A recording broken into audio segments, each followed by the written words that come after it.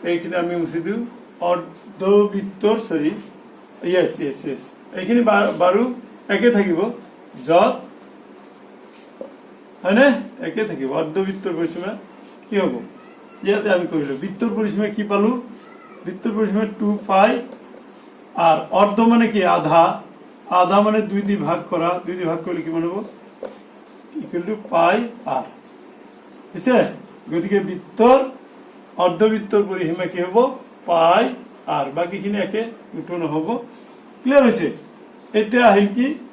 সিটা তো না লাগে অর্ধবৃত্তর কালি বৃত্তর কালি 2 এর হরণ করা অর্ধবৃত্তর কালি পাই যাবা তাহলে 15 নম্বর হবে অর্ধবৃত্তর